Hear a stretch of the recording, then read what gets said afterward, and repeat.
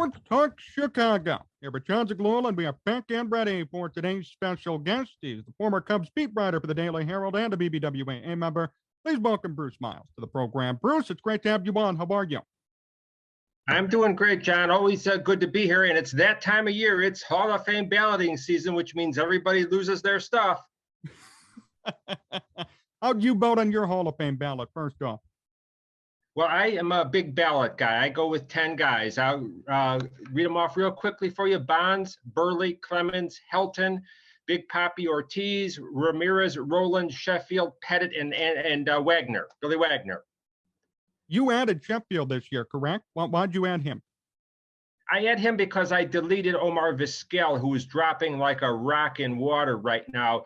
So I figured if I was going to drop a guy, I wanted to add a guy. Again, I'm a big ballot guy. If I feel that there's 10, and I do, I'll vote for them. So I just thought it was a good year to do that, to add Sheffield.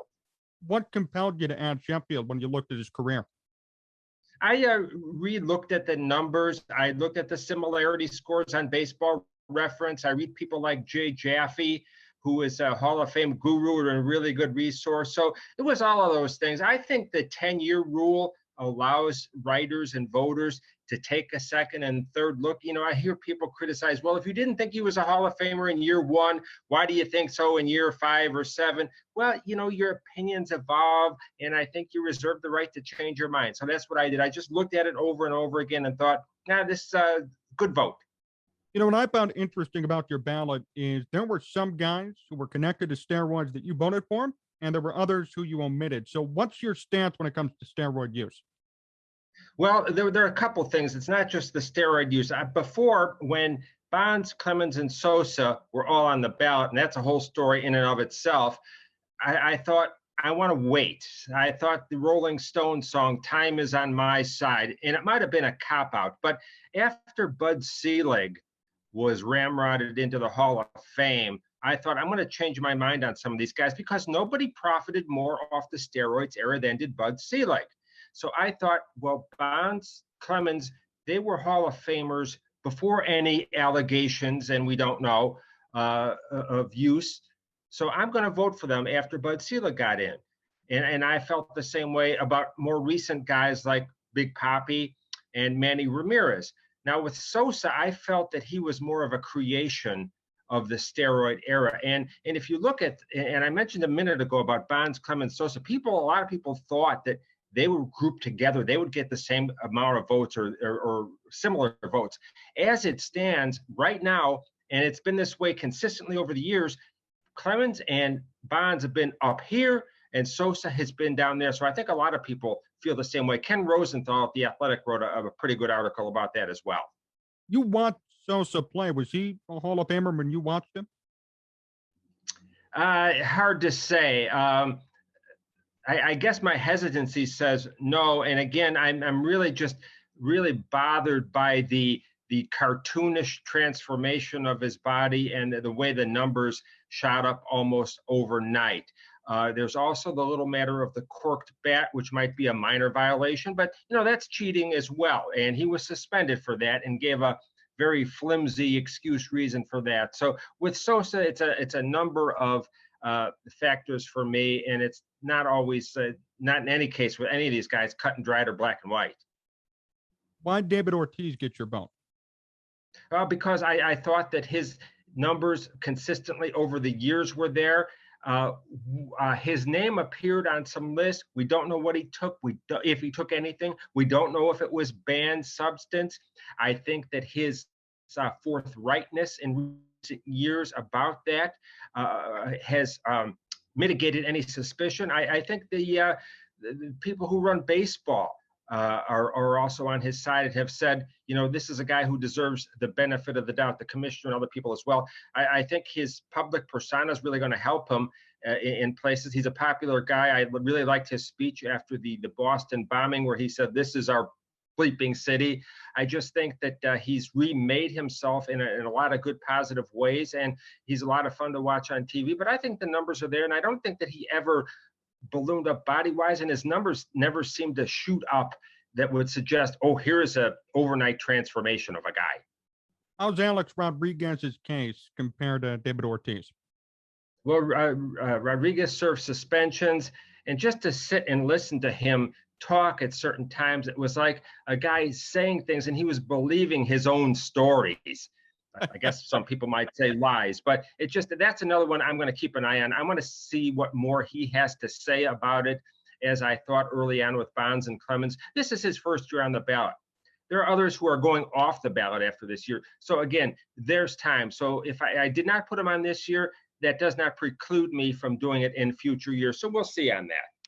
Bruce Miles here on Sports Talk Chicago. Bruce, what compelled you to drop both Omar Vizquel and Curt Schilling? With Vizquel, there were credible allegations of domestic abuse, and that bothers me a lot. And you see his numbers a couple of years ago were over 50%. They're hovering around 10% now. I have, and on Schilling, I've gone back and forth on that, but it just bothers me when somebody advocates killing people, whether you're kidding or not about journalists. And he has said he doesn't want the writers to vote him in. So fine, he doesn't have my vote. I know he has a lot of other votes, but if you don't want my vote, you don't have it. I'll give it to somebody else.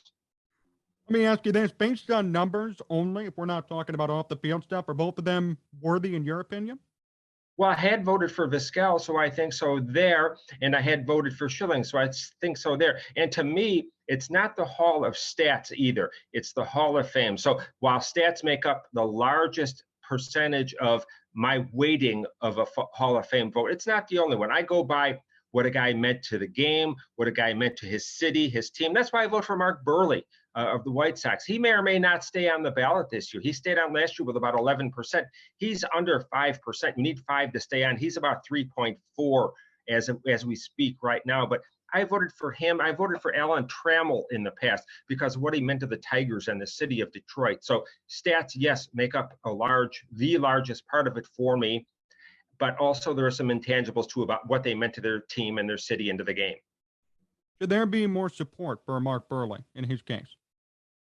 Well, I think so, but that's up to individual voters. I don't lobby for anybody, and if somebody wants to criticize my vote, that's fine. But I think so. If you look at the number of innings pitched, what he meant to his team, he was an ace, conducted himself well, so that nebulous character clause in the Hall of Fame instructions that we get every year. So, I mean, in my opinion, yes, but, others have their own thoughts on that. I'd like to see him at least stay above water, above 5%, and others, look at it as the years go by here. Were there any close calls on your ballot, guys you really wanted to put in, but maybe just missed your cut? Yeah, I'm thinking, and we'll see as the years go by, guys like Andrew Jones, Bobby Abreu, guys I've added in recent years were guys like Billy Wagner and Todd Helton. And, I think Scott Rowland is a guy that I've always voted for, but he's a real borderline case with a lot of people. He's about 71, 72% right now as we speak, based on the public ballots that we see online. So those are the type of guys that, I had gone back and forth on, but decided to give the check mark to. What makes Todd Helton a Hall of Famer? Not many people vote for him. Why'd you do it? I think his numbers, and again, I think what he meant to the Rockies franchise, Colorado, Denver. I just think the amazing consistency over the years in Denver does it for me, and the numbers to me stack up as well as anybody. So those were the factors with me. Do you think anybody gets in this year based on how the results are coming in? Well, I think that's the $1 million question right now, John. It's a great question. And I think, based on what I've seen in some of the simulations, that David Ortiz just might sneak in. Right now, he's at 83%. He's got an 8% cushion. Now, what we've seen with the steroid guys, or so-called steroid guys, or suspected guys, is that they start out high in the public ballots early on in the voting, the public ballots that we see, and then they drop. So that may happen with Ortiz, but I think that among first-time voters, he's doing pretty well. And we'll see how the precincts from Boston come in Minnesota, where he's played. He's always been a popular guy with the media, so we'll see. But I have a feeling that he sneaks in this year and the others fall just short. How bad would it be for the Hall of Fame if nobody got in again the second straight year? Well, the Veterans Committee has voted some guys in, so there will be people in Cooperstown lovely place. I was there in October.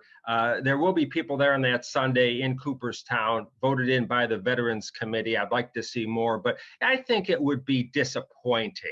75% is a tough threshold, and rightly so. It should be. So if nobody got in, it'd be like the third shutout that the writers have pitched in the last decade. Is that okay? I don't know. People have their own opinion. You hear people say that, oh, the Hall of Fame is watered down, it's diluted. I don't think so. Look at the number of players who've played the game, and look how few, as it should be, have gotten into the Hall of Fame. And when you look at that so-called dilution, it's not the writers adding a lot of guys every year. It's these various Veterans Committee. And I'm okay with that too. I'm okay with a court of second opinion, a court of second resort. So would it be bad for the Hall of Fame? No, but I think in a lot of people's eyes, and in mine, it would be disappointing. Do you think guys like Bonds and Clemens, other steroid users, could get in via the Veterans Committee later? It depends who's on those committees. And if there's a committee created, these Veterans Committees change all the time. The makeup changes, the dynamics change. If they come up with, say, a steroid era Veterans Committee, and we're going to take a look at all of these guys, then maybe so. And, it depends how, and if they don't change it, how are guys' peers looking at these guys, the guys who played with and against Bonds and Clemens? How did they look at those guys? We don't know. And, I often hear that, well, you should take the vote away from these writers. They don't know what they're doing. Okay, fine. But there's no guarantee that the results are going to be any different from what they are now. I remember Ron Santo used to talk to us all the time, and he would say, now I'm on the Veterans Committee. He would say, these are my peers.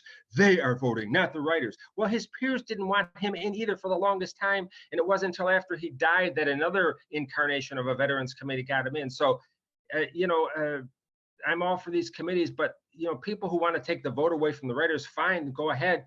But, who's in that you don't want in and who's out that you want in. And we serve at the pleasure of the National Baseball Hall of Fame and Museum. They seem happy with the writers, and when they want us out, they'll tell us and kick us out. How'd you feel about this year's inductees from the Veterans Committee? Minnie Minoso, one of the big ones that got in finally after a long time.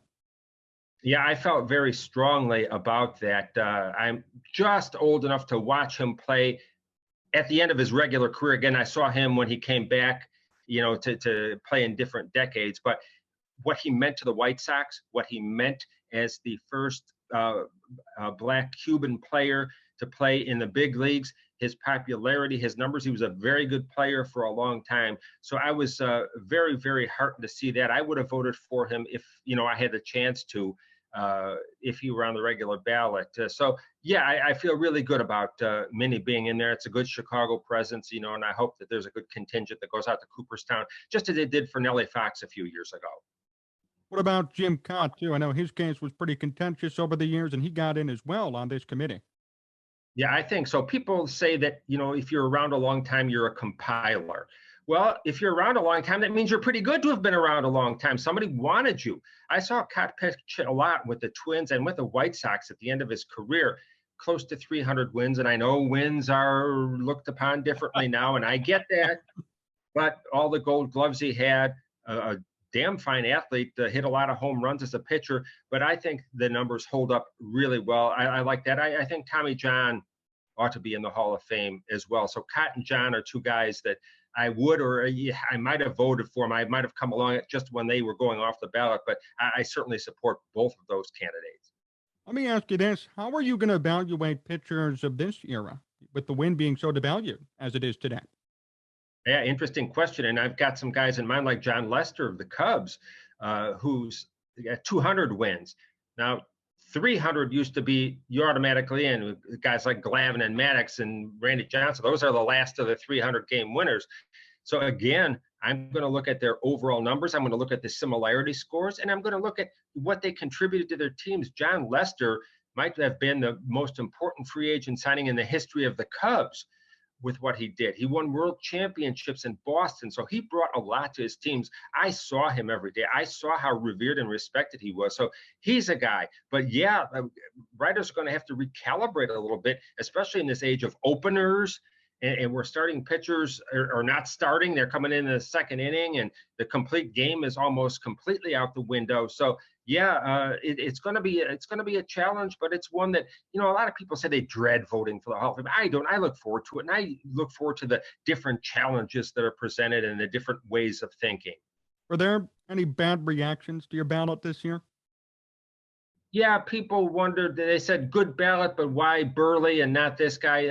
Buehrle was the one that seemed to draw the strongest reaction. But again, being in Chicago, and it's great that you have writers from all over the country, because I might not see a guy in New York, Boston, or LA or Kansas City, but I see guys in Chicago. And I covered the Cubs, but I certainly saw a lot of White Sox games. I know what Buehrle brought. I know what he meant to the franchise. So that's one that I got a little bit of stick for. But again, you're fair game, and I always put my ballot out there. I put my name on it, and you can have at it if you like.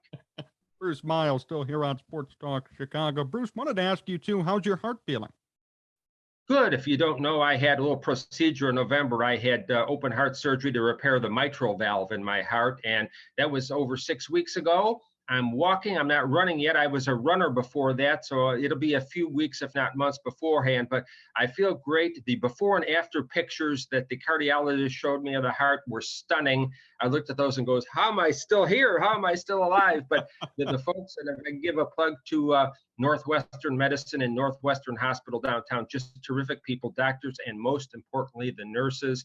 The nurses are the unsung heroes of the medical profession. They got me through it. They brought me extra tea or yogurt or coffee and took care of everything. But I'm doing great, and I appreciate you asking. What's the recovery been like, and how's it progressed for you? Well, the recovery's been gradual. I don't have any pain. I was off of narcotics within 36 hours of surgery. I didn't want any part of those. So a little Tylenol will help. I just have a little soreness to the touch. I had some fatigue early. And the funniest thing is finding a comfortable position to sleep, because you're sore and you're hurt from that surgery. So, but the recovery has been good. It's been steady. It's been gradual. And, we'll take it from there and just follow doctor's orders. And Bruce, before we finish up today, last question. What's the most frustrating Cubs game you've ever covered? Most frustrating? Well, you're talking about the Cubs, so I have a large catalog of games. So I don't know. I don't know if frustrating is, but we've had some doozies. I think the Brent Brown game was one in Milwaukee. I don't know if that was frustrating, but you've got your story all written, and boom, that all changes. And when you have the broadcaster consoling the manager, or the manager consoling Ron Santo about that, Jim Riggleman was consoling Ron Santo about that loss. That was one. Everybody's going to say the Barkman game, because it was frustrating only in the sense that I had a great lead written for my story. I had hotels in Boston and New York, and we were all ready to go, and boom, what happened there. So, I don't know if frustrating, but there's some stories some games that force you to change on a dime on deadline, but that's all part of it. So not frustration, but interesting stuff that makes life a little interesting. Well, Bruce, thank you so much for joining me. Always a pleasure to have you on. Best wishes for next year's Hall of Fame ballot, and also with your recovery too. Really appreciate the time. Thanks so much. My pleasure being on, John.